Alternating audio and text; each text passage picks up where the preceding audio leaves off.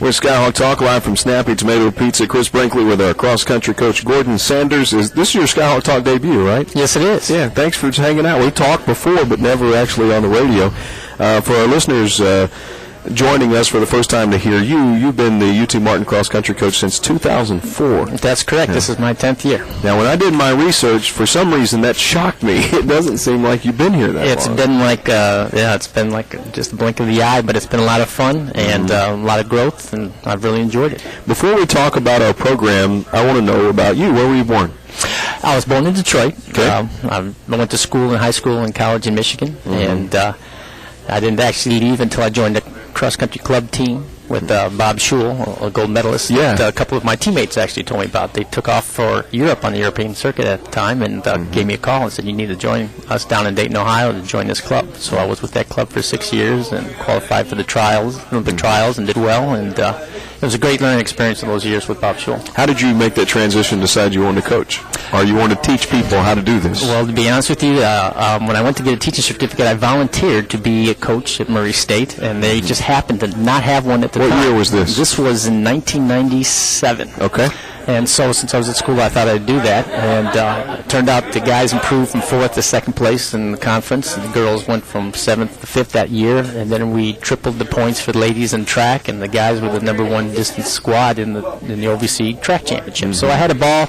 I just did it to volunteer and have some fun with the experience. I had done a little bit of coaching in the Army. Yo. That's how I got from Detroit down to Tennessee. I was at Fort Campbell. And this was during the peacetime between the Gulf Wars. Okay. So they actually have this Army-wide 10-mile that happens every fall during a huge convention where all the weapons manufacturers all show up in D.C. And at that time, I was asked to coach a 10-mile team, and I was a participant with it. They come from all over the world. Every post in the team has a representative. And we won and had a ball and ended up doing that every year, and we defended our championship a couple more years. So I had a good time coaching these adult men at the time, and Murray, there was enough experience for me to get in the door at Murray, and they needed a coach, and we did well, and I had so much fun. I thought this is something I could do a little more of. How did you end up in Martin, Tennessee? Well, it turns out that the 10-time OVC champion was the former coach here at Tennessee Martin.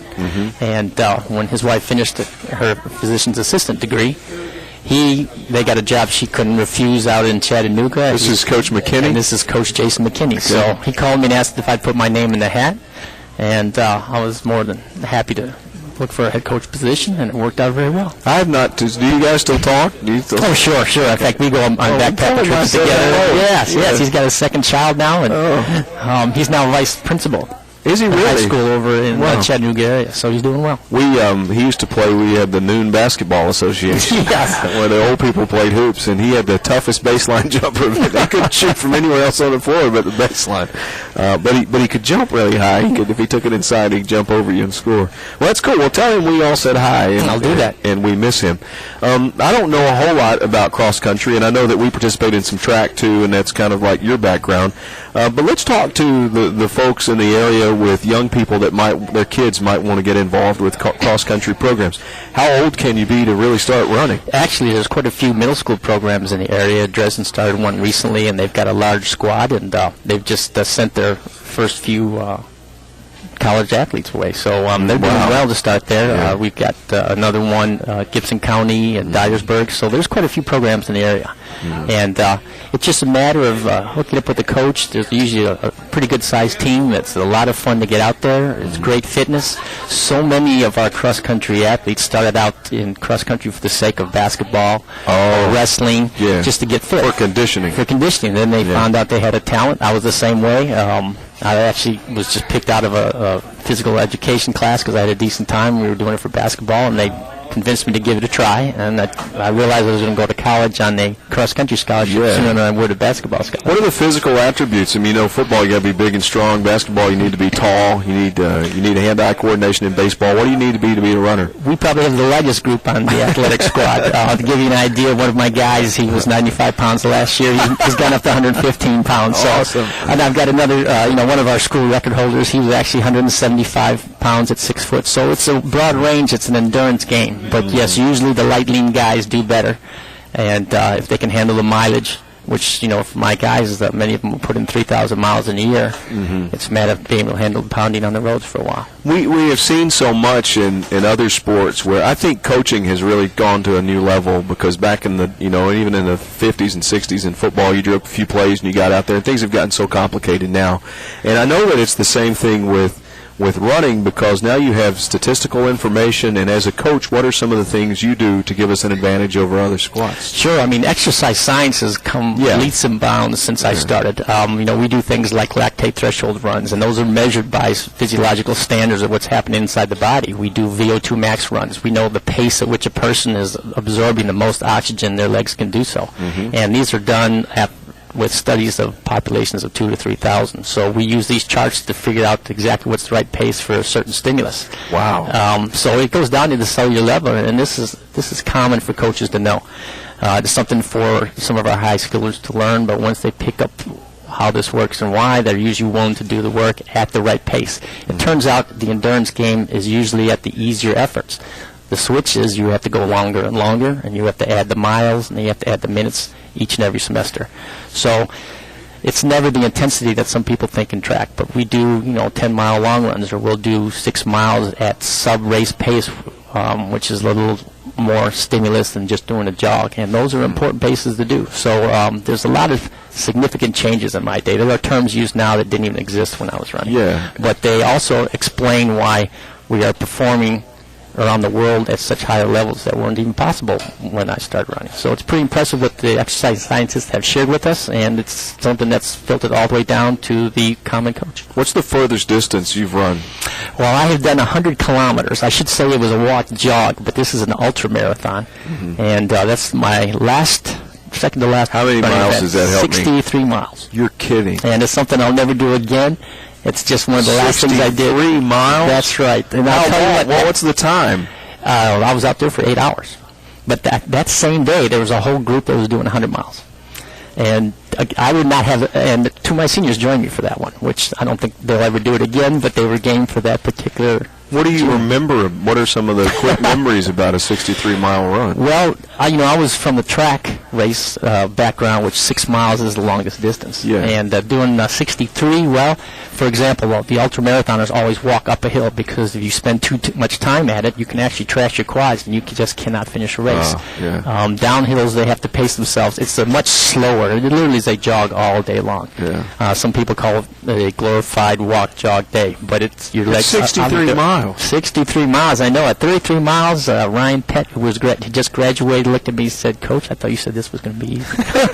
When did you? At some point, you have to want to quit. Well, that's true. What mile do you get to when you're like, this is dumb? when my knee was hurting and I had 3 miles to go, I could only get down the hills by walking backwards, and then I would jog the rest of the way. So yeah, I hit my limit, and I was glad to hit the 100-kilometer distance. I'll never do it again. It was like a marathon, and I started that late in my life because I wasn't very good at it. How long did it take you to recover after that? I'm probably still recovering a little bit. I've got some deep trouble here and there. Yeah, it's taken me a while. I know Ryan, his parents told me he slept on the couch for a week after that. Yeah. So yeah. Before like a marathon or something, what do you eat? What do you carbohydrates? We still burn from the marathon distance down. We burn carbohydrates. So pasta meals are the most popular thing that everyone goes to. When we go out to a race, you'll see all the teams over at some Italian restaurants. So it's important to burn a lot of pasta. Now, pregame meals at Fazoli's. Absolutely, yeah. What do you eat after? Afterward, it comes down to protein and lots of fluids. Because your body breaks down quite a bit. And most of our team is pretty good about diet. Now, I've got vegetarians on the team, and I have others that are still junk food eaters. But there is we have to eat the standard healthy choices of vegetables and fruits on the plate. Do you know and this is going to crack you up because I play disc golf and sometimes have the pedometer on my phone, and we're going 2 miles maybe, and that's like an hour. But how many calories do you burn usually in a marathon or in a 10-mile run? Or? Well, they'll burn on a daily basis. They'll burn between 4,000 and 6,000 if they're doing their long run days. Yeah, so 4,000 calorie day, that's nothing to them. So our guys, of course, can pack it on pretty well. You think you eat more than any other? I used to eat more than anyone else. Yeah, does our team, pound for pound, take in more calories than any other team? Exactly. Even the protein needs for our distance runners is pound for pound the same as bodybuilders. Yeah. Because they just break down a lot, but they do it for endurance cells as opposed to the power cells. Are you okay when people are running and preparing they have earbuds and music and stuff? Is that okay? I'm not from that background, but it's so common we let it go. It can be a safety issue on the road. Some races won't allow it. Can you wear anything? Not competition. Not in competition. And it'll never happen. NCAA. No. It's a little distracting. What's your fastest mile? My fastest, 4 minutes and 16 seconds. Wow. Well, my coach said that's too slow, and so he put me up to the 6-mile race. That's how that rated short. Who do you know personally that's had the fastest mile that you know of? Well, my coach was a sub-4 miler, and I had 4 other teammates. Well, like that were 358? 358, 356. Mike McNolan, when he contacted me about this, he got down to a 356 mile. Well, we have to talk about our team. I have one question, though, and I don't know the whole story, but it took forever to break the 4-minute mark, right? Yes. And then once we did, other people... Automatically, everyone realized it could be done. Explain that. Well, they said it might be impossible, and I think it went down to just a few seconds over a 20-year period. Mm-hmm. But one medical physician, he was certain he could do it, and he actually started some of the exercise science world because he was testing himself on a treadmill. He was checking his oxygen consumption. Mm-hmm. So he was getting a lot of objective data to figure out where it was. And there was a German scientist who was working with him at the time to do this very scientific training. And they picked it up one lap at a time and broke it down to its pieces. And the long story short is once he broke it, all of a sudden everyone realized they could do it. And just mental confidence that it could be done meant everyone else decided to give it a shot. So after all that effort, that same year, I think 4 or 5 people did it within a few months. Wow. That wasn't Which to me is after your 60-mile run, you can do anything. Well, I didn't feel that way when I was finished. I mean, if I ever want something done, I know who to call, and you'll go, oh, that's nothing. We have an event coming up Saturday, November 2nd. It's the OVC Championships in Moorhead. Tell us about our team and what that event's all about. Okay, well, we've got 22 athletes right now, and 5 of them are juniors and seniors. The rest are freshmen and sophomores. So we have a brand new team, but they're doing very well, especially after our last race in Chattanooga this weekend. We had 6 personal records. Awesome. The first time we've had 3 guys break 16 minutes for 5 kilometers in the same race. So that was thrilling to see. That means at this time of the season we're prepared to go to OVC.